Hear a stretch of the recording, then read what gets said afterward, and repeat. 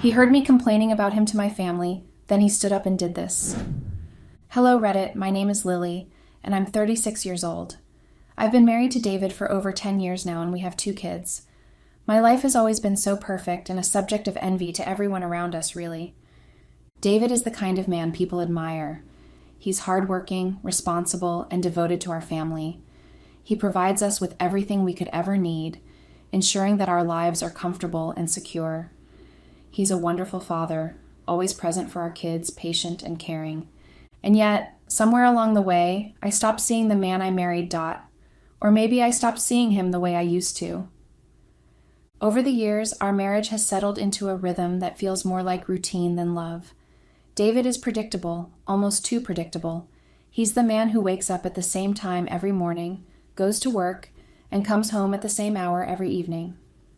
Our conversations revolve around schedules and bills, the kids' school projects, and extracurriculars.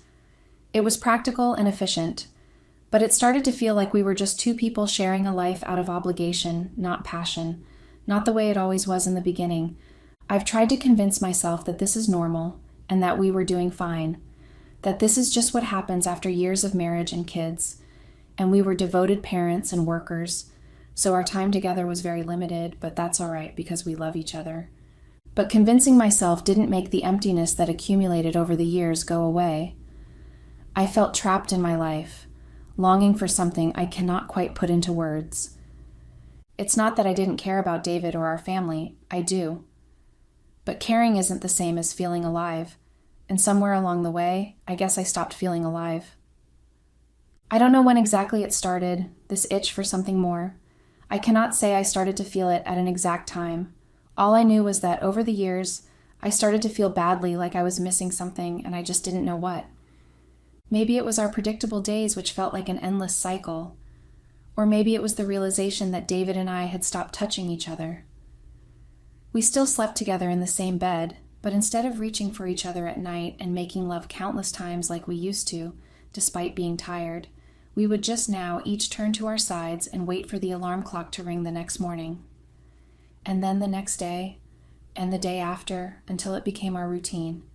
I never set out to cheat. I didn't wake up one day and decide to betray my marriage. I love David and our kids, and I never planned to ruin anything for us. I had no excuse to cheat if I'm being honest, but I just did, not once or twice, and it had been with 2 different men. Marcus was someone from my past. We dated back when I was in university. We were together for 2 years, and I was really in love with Marcus, until I found out that he had been sleeping around with not only other girls, but my friends also. So I ended things with him and moved on. We didn't even cross paths after graduation, so I had forgotten about him entirely. But then, Marcus had liked my post on Instagram, and then he had messaged me privately. We started catching up, sharing stories from the years since we'd last spoken. At first, it was really harmless. We were just 2 people talking about our fun days back in the university. But after a week, our conversation took a fast U-turn from being harmless to flirty. Marcus made me laugh, and he made me feel like a woman again. When he asked for a picture of me and I had dared to send him one of me in a bikini, which was taken 2 years back, the last family trip we had, Marcus had complimented me in ways that made me blush hard. The first time we agreed to meet in person, I put on makeup that I hadn't bothered with in months, and I wore a dress that was so tight it made my breasts pop out in a way that screamed sexy. I stopped dressing like that when I gave birth to our second child. I bought more loosely fitted clothes because I was too motherly to dress in those ways. But for Marcus, I wanted him to see that nothing had changed. My body had only added weights in the right places. When we met, I felt so satisfied with the look in Marcus's eyes as he stared at me. And all through lunch, he kept staring at my chest, which I purposely made jiggle any time I moved. He made me feel sexy, and I loved every moment of it. By the second meeting, things escalated. I lied to David that I was meeting a friend for lunch, and instead, I found myself in Marcus's car, parked in an empty lot. He had been excited to see me, and while we spoke and he ran his hand through my hair, I didn't object. When he reached out and drew my face to his to kiss me thoroughly, in a way I hadn't been kissed over the years, I allowed it. The first time we slept together was at a motel on the edge of town. The room was small and unremarkable. Marcus couldn't afford to get a good hotel, but I hadn't minded. All that made my heart race was the thought of what we were about to do. So when Marcus pulled me onto the bed, I surrendered completely. The intensity of it left me breathless, my mind spinning with a mix of ecstasy and shame. When it was all over, I lay there staring at the ceiling, my chest heaving, wondering and regretting what I had done while Marcus laid beside me, snoring rather loudly. So when I eventually stood up and picked up my clothes across the room on the floor, I made up my mind never to see Marcus again. I blocked his number and deleted all our messages, and I blocked him on every social media platform too. I wanted to erase what I did, so I thought doing all of that would do exactly what I wanted, but it hadn't. After weeks of being so scared of the consequences of my actions coming back to me, nothing had happened, so I relaxed and concentrated on my life again, promising myself to do better. But then, as you may have already guessed, that wasn't the case at all. I cheated again. His name is Ethan. I met him at a work event, a cocktail reception, where I was sent to represent the company I worked for. He was also there as a representative of the company he worked for. And when we spoke at first, it was purely about work. We argued and agreed, and it really made me feel alive in some ways. And by the end of the night, when Ethan had asked for my number, I gave it to him without a second thought, which was definitely my first mistake. Our affair began from there. It was all innocent at first, but then Ethan was making no effort to hide his interest in me, and I felt like a woman again, the way I had done with Marcus at first. He made me feel excited, like I was someone worth pursuing, not just a wife and mother weighed down by responsibilities. What started as playful texts with Marcus turned into late-night texts discussing something entirely inappropriate for a married woman, and then into meetings that lasted for hours. Ethan was no different. I kept telling myself that it didn't mean anything, that I wasn't really hurting anyone. David barely noticed when I was gone, after all. He was so wrapped up in work and the kids that he wouldn't have even thought to ask where I was or who I was with. Well, so I thought. I told myself that as long as I kept things discreet, it wasn't a betrayal. It was just something I needed to feel like myself again, But deep down, I knew I was lying to myself. I knew the looks he gave me, the way Ethan touched my hand across the table, weren't harmless. I knew the lies I told David about where I was and what I was doing weren't innocent. I knew that the choices I was making were slowly unraveling the life we had built together. And yet, I couldn't stop.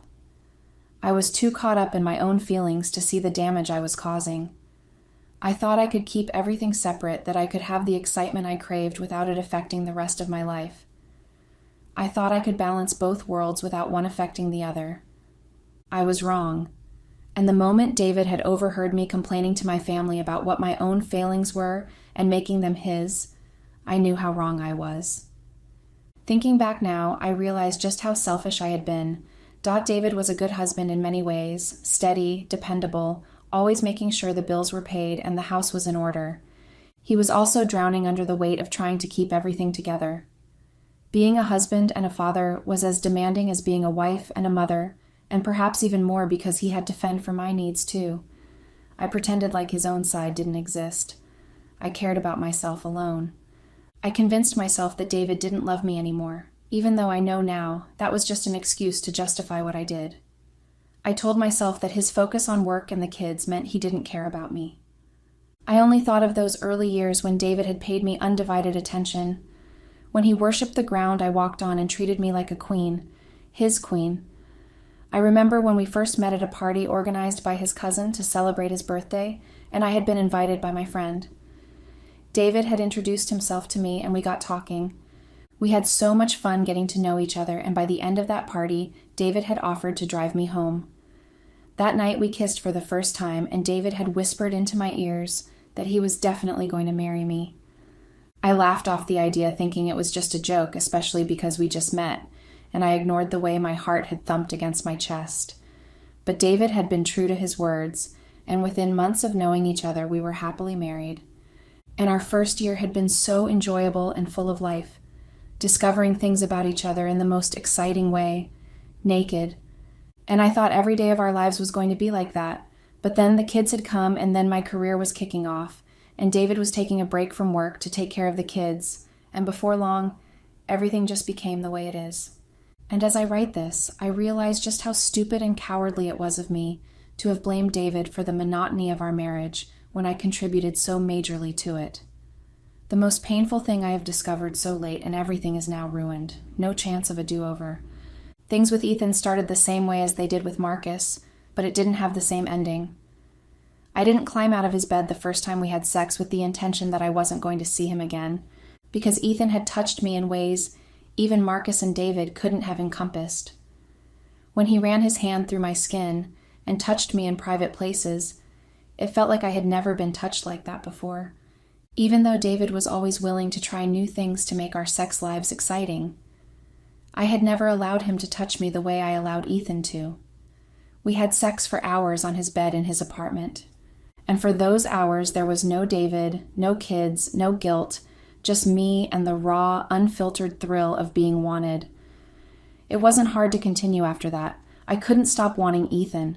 He made me discover things about my body that I never thought were possible, and I just knew I couldn't stop or block him, the way I had done with Marcus like that. I wanted more of it. Balancing my affair with Ethan was easier than I thought it would be. David never questioned my absences, never asked why I was suddenly spending more time out of the house. I told him I was meeting friends, running errands, or staying late at work. He accepted every excuse without suspicion, and I convinced myself that his obliviousness meant he didn't care. It wasn't because he just simply trusted me completely to keep our marriage vows sacred. It wasn't because he didn't want to doubt me, because that would bring another crack in our marriage. To me then, it was just simply because he didn't care enough. But the guilt was always there, lurking in the back of my mind. Every time I kissed Ethan or climbed into his bed, a part of me knew I was crossing a line I could never uncross. Even though I did a pretty job at ignoring it, it was always just there. I started avoiding David even more, unable to look him in the eye without seeing the man I was betraying. I resented him for not noticing, for not confronting me, for making it so easy to continue lying. I told myself that if he really loved me, he would fight for me. But in truth, it was just my excuse to ease my guilt. And I didn't know that David wasn't as oblivious as I thought. He had started noticing the way I kept my phone close, the way I smiled at messages I refused to share. He saw the distance growing between us, the way I pulled away when he tried to touch me. And then, one day, he saw the proof he couldn't ignore. It was supposed to be a typical Sunday. David and I had taken the kids to my parents' house for a family gathering, one of those casual get-togethers where the adults chatted in the living room while the kids played in the yard. The mood was light, the house filled with the scent of my mom's cooking and the sound of laughter from the children outside. For a brief moment, it felt like everything in my life was normal, stable. But looking back, I realize now that I had already set the wheels in motion for what was about to happen. After dinner, David excused himself to check on the kids, leaving me with my parents and siblings. The conversation was harmless at first, small talk about work, the kids, and the usual family updates. But as the minutes ticked by and the wine flowed, I found myself feeling bold, almost restless. Something inside me was itching to be heard, to unload the frustration and resentment I had been carrying for so long. I wanted them to know how trapped I felt, how stifling my life with David had become. I don't know why I thought that moment in front of my family was the right time to air those feelings, but I did. I started by saying how hard it had been lately, how David was so focused on work and routines that it felt like he barely noticed me anymore. My mom nodded sympathetically, but my dad shifted uncomfortably in his seat. My sister glanced at me with raised eyebrows, but no one interrupted. Instead of keeping quiet because of their silence, I kept going. I talked about how predictable and boring David had become, how it felt like I was living with a roommate instead of a husband. I even laughed as I said it, as though mocking him would somehow make me feel better. And then I said it, the thing that still echoes in my head, the words I wish I could take back more than anything else. I told them that if it weren't for the kids, I would have left him a long time ago. The room went quiet after that. My mom looked at me with a mixture of concern and confusion, and my sister fidgeted with her glass of wine, avoiding my eyes. But I didn't stop. I couldn't. I hinted at how I had found excitement elsewhere, carefully avoiding names or specifics, but making it clear that I had needs David couldn't fulfill. I laughed again, trying to make light of it, but the laughter felt hollow even to me. What I didn't realize was that David had come back into the house. He must have heard everything from the hallway, standing just out of sight as I tore apart our marriage in front of my family. When I think about that moment now, I can imagine what he must have felt, how each word I spoke must have been like a dagger to his heart. But at the time, I was too caught up in my own grievances to notice that he was even there.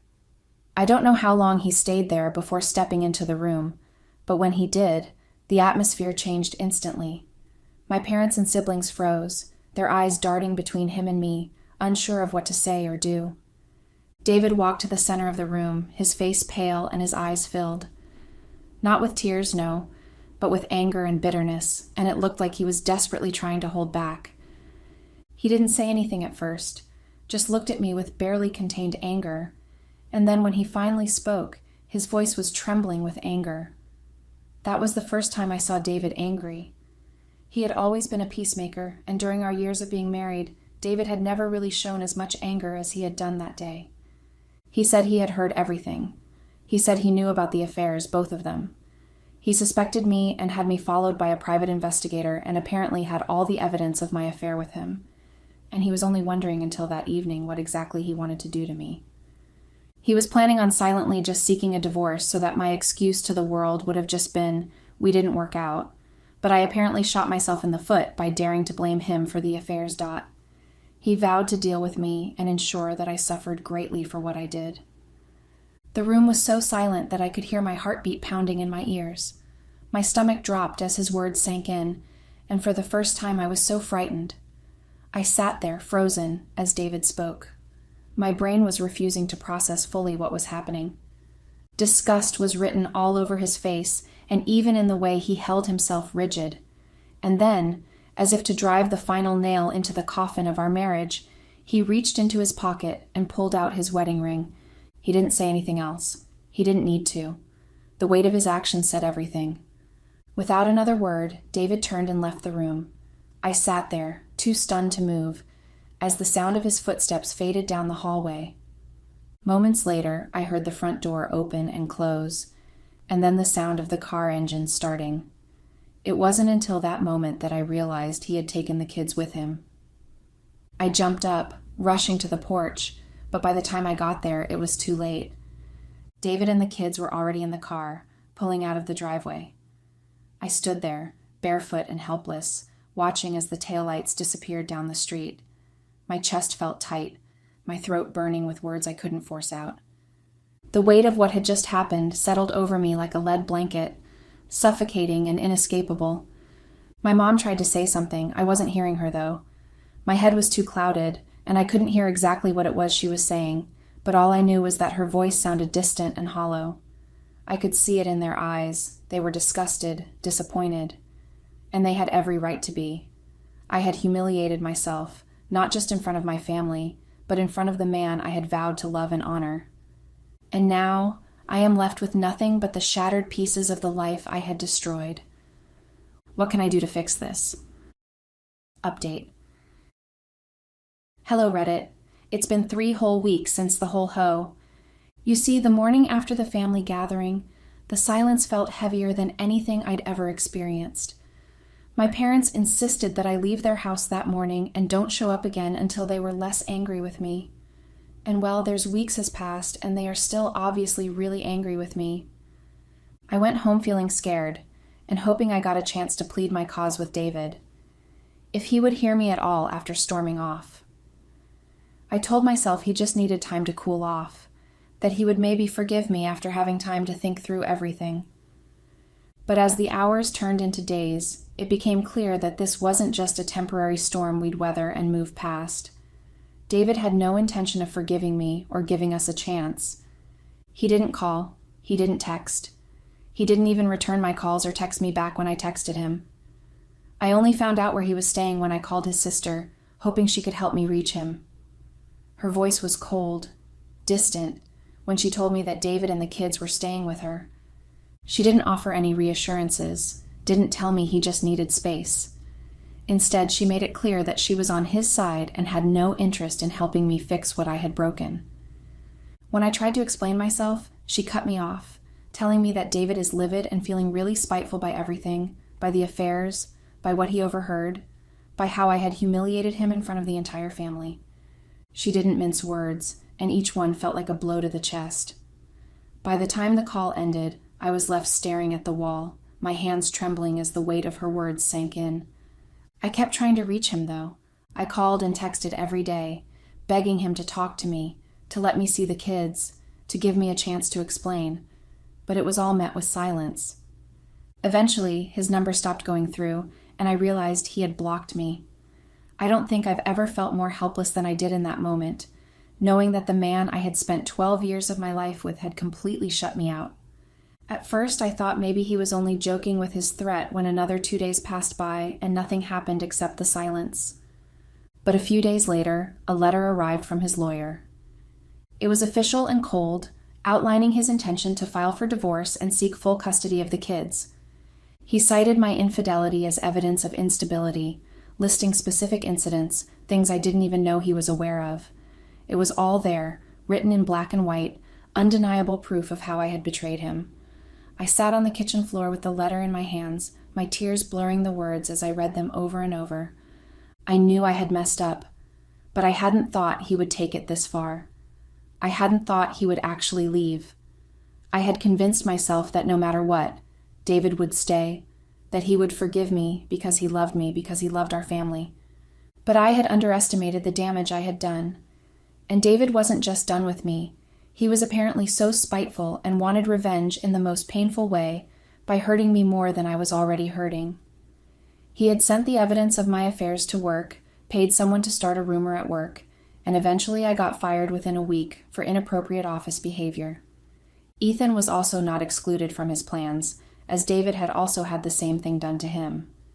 He had called me to shout at me for apparently ruining his life, and had threatened to hurt me if I ever tried to cross paths with him again. Not that I planned to, not after everything in my life had crumbled. And then he seems to have forgotten that he had been a willing participant in the affair. He blames me for everything. Not that it mattered much to me anyways. I have bigger things to bother about, like how the rumors had spread somehow to everyone I've ever known. People started to avoid me like a plague, and they pointed their fingers at me. All the people I've always considered my friends started to avoid me too.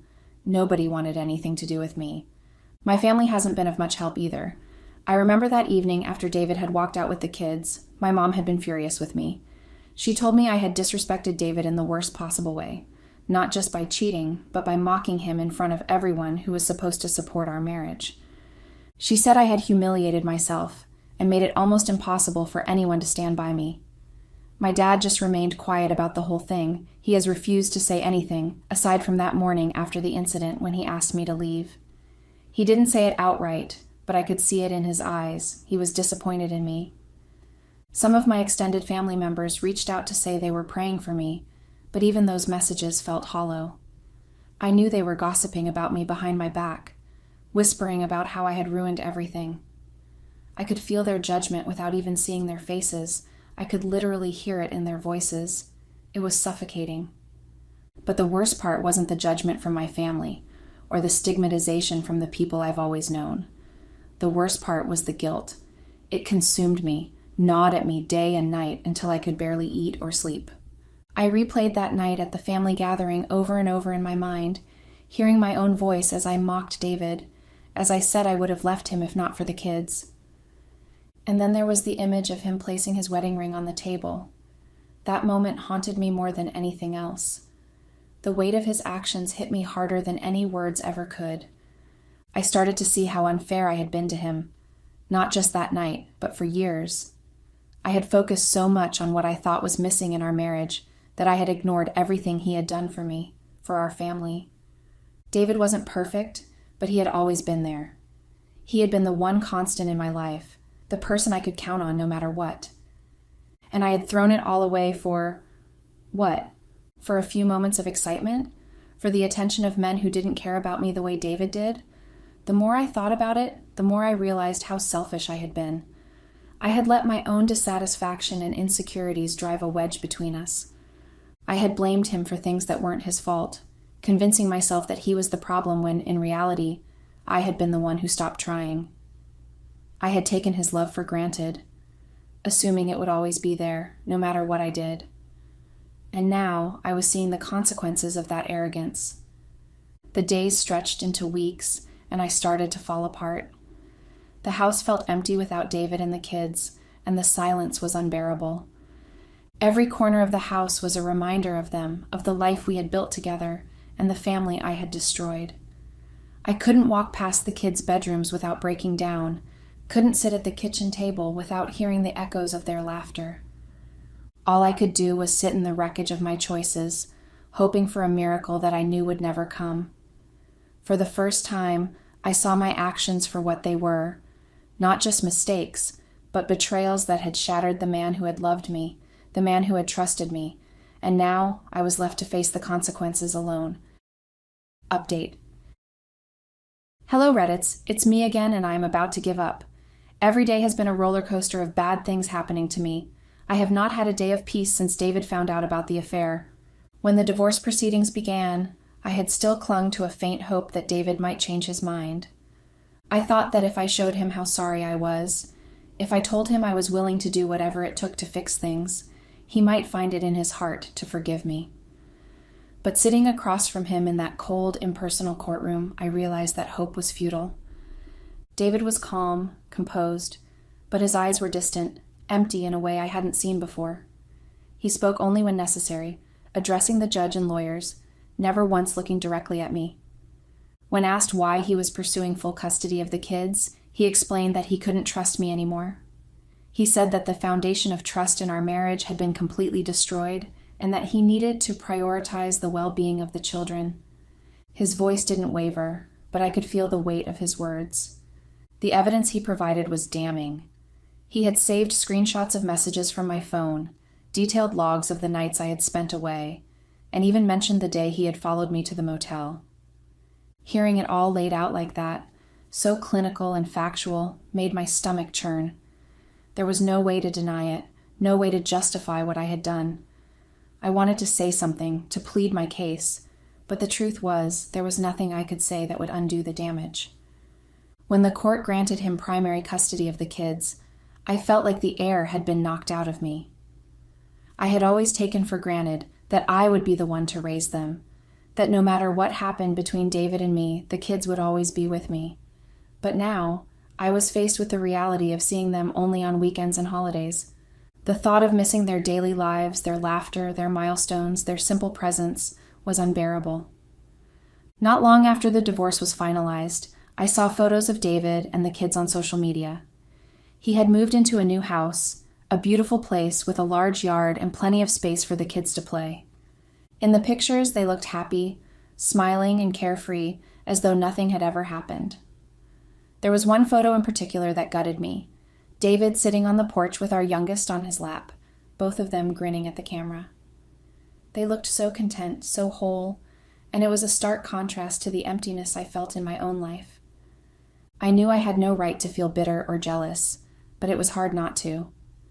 Seeing them move on without me, building a new life that didn't include me, was a pain I hadn't anticipated. It felt like I had been erased, like I had become a footnote in their story. I wanted to be angry, to blame David for shutting me out, but deep down, I knew he was doing what was best for the kids. They deserved stability, happiness, and a father who could give them both. And I knew I wasn't that person anymore. I had thrown away the love of a good man for two men who had never cared about me in the first place. I still cannot believe how easily I have lost everything that had taken me time to build in years just within the twinkle of an eye. I have never known the meaning of loneliness until I have now had to experience it in full force. The monotony I once craved something different from is my everyday life now. Going to bed and waking up to just myself for company is draining. The isolation is so suffocating. I had always prided myself on being social, on having a strong network of friends and acquaintances, but now I was alone. Even my closest friends had sided with David, offering him their support and sympathy while distancing themselves from me. It felt like I was being erased, not just from David and the kids' lives, but from the entire community. Sitting alone in my small apartment, I had plenty of time to think. The silence was oppressive, broken only by the occasional hum of the refrigerator or the sound of cars passing outside. I spent hours replaying everything in my mind, every choice, every mistake, every word I wished I could take back. I started to see how blind I had been, how selfish and short-sighted my actions were. I had convinced myself that David's stability and predictability were flaws, but now I saw them for what they truly were, the foundation of a loving home. He had given me everything I needed, even if it wasn't always wrapped in excitement or passion, and I had thrown it all away because I couldn't see the value in what I had. The memory of David's anger still feels the same as that very first day. His wrath was something I never expected, and when it had come, it brought with it destruction and everything bad. But for me alone, I'm the only one at a loss here. The way his hands had trembled with anger as he placed his wedding ring on the table, the look in his eyes as he walked out of the room, taking our children with him. Those images played on a loop in my mind, a constant reminder of the pain I had caused. I had taken the love of a good man and crushed it under the weight of my own insecurities and selfish desires. I have realized too late that the excitement and validation I had chased were fleeting. They had filled a void temporarily, but they hadn't given me the happiness I thought they would. All they had done was destroy the life I had built, leaving me alone with nothing but regret. Redditors, I know I'm the villain in this story. I let my selfishness and insecurities destroy a good man and a loving family. I thought I wanted more, but all I've found is regret and emptiness. Please don't make the same mistakes I did.